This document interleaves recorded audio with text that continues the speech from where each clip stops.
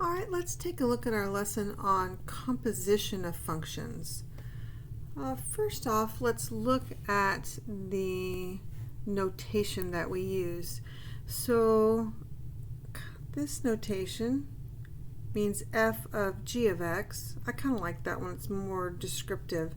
This notation means the same thing, and you'll see that in some textbooks. I mean, they mean the same thing.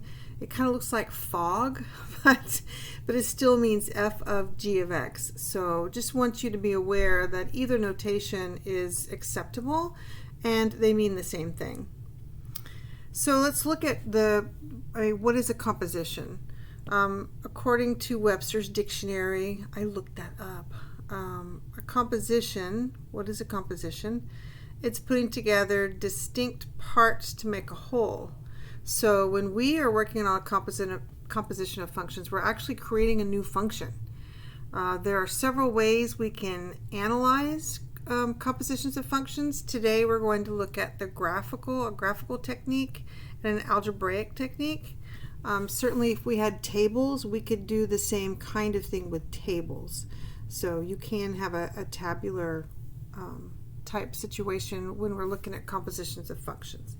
So let's do a little bit of review just to remind ourselves what this function notation means. So that is the x value,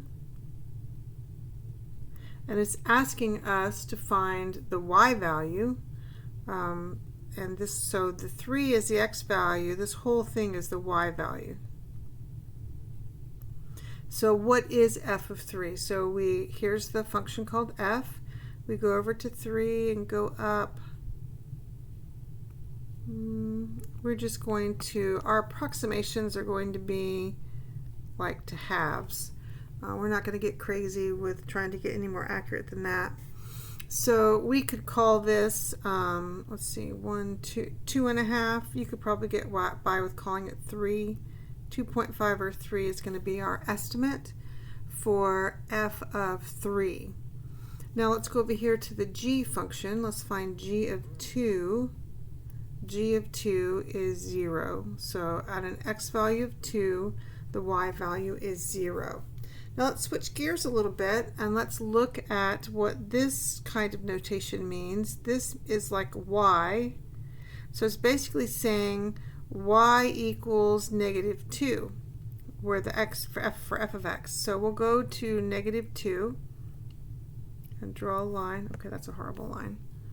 We'll go to negative 2 and we'll see that there's just one location where that's true, and that looks like to be, again, we're just going to go to the halves. We'll say that is true when x is like 4.5, 4.5. Now let's go over to the function called g, and let's do that. So 1, 2, 3. We'll put us right up here. So that looks like when x is 4. Okay, that's just a little review. So now let's work on these questions down here, 1 through 3. And so what we want to do is we want to work from the inside out. So we want to find f of negative 1 first. So we're going to just take this little piece, we're going to focus on it. We're going to find out what f of negative 1 is. So we go up here. Let's see, there's the x value of negative 1 and the y value is 0. Now we're going to replace this, I'll just put like little lines through it. We're going to replace that with 0. So we know f of negative 1 is 0. We're substituting 0 for f of negative 1. And then that allows us to finish this process out, to finish finding the value of that composition, going over to the g function and looking at when x is 0, what's y? We're going to go with 2. That's closest to 2. And so that means g of f of negative 1 is 2. Okay. So let's look at our next one. We've got, let's work on the inside first. Let's do f of negative 5. let's see, negative 5 is over here. Looks like, what about 3.5? 3.5. So now we're going to take this part out. We're going to copy this f down. So now we want to know what f of 3.5 is. So let's go to 3.5 and go up. Looks like about 1.5. So that means f of negative 5 is 1.5. Okay, last one of this type. We're going to do g of negative 1. So again, we'll start with the inside part, g of negative 1, and that's 0. So now we're going to kind of gray that out, and we're going to replace the 0 there. So g of 0 would be 2. So g of negative 1 would be 2. All right, great. So that's working these graphically. Now let's take a look. Let's go to the next slide, and let's practice working them algebraically. Okay, so these are the functions that we're going to use. They're listed across the top. We have 4 different ones, function f, g, h, and k. And so let's work on finding those compositions. Now it's very similar to what we did with the graph. We're going to start with the inside. We're going to work on this h of 2 first. So let's find our h functions. So h of 2 would be 1 over, and I'm going to substitute a 2 where the x is. So h of 2 is 1/2. So now I'm going to take this 1/2 and I'm going to put it right here. I'm going to replace, let's just gray this out. I'm going to put the 1/2 there. So I've got f of 1/2.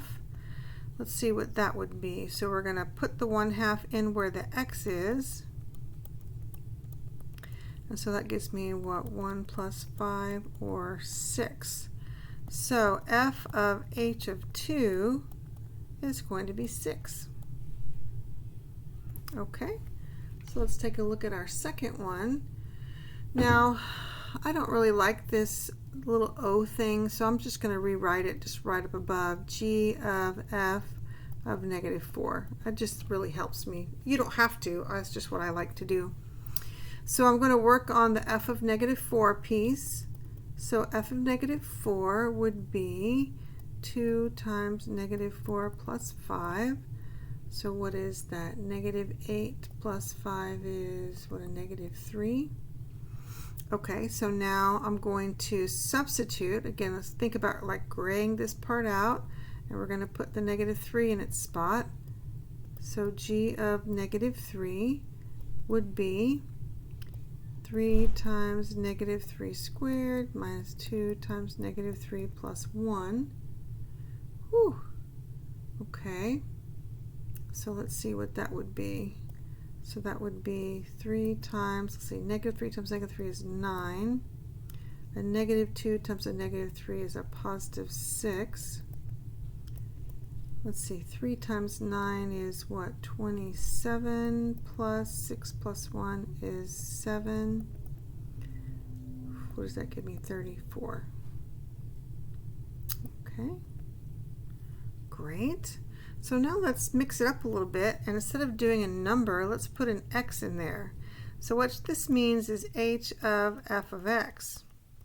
So now what they want us to do is take the whole function f of x and insert it into the h. So f of x is this piece, 2x plus 5. H is 1 over x. So h of f of x would be 1 over 2x plus 5. So I basically just inserted the f of x in place of the x. See, there's just one x and h. Alright, so let's work on this one, h of k of 0. Okay, we can do this. So let's do the k of 0 first. So k of 0 would be the square root of 0, which is 0. Again, think about graying that out. I'm going to put the 0 in its place. So now h of 0 would be 1 over 0. Oops. Uh-oh, we know we can't do that. So that's like undefined. So this doesn't exist. This would be the empty set.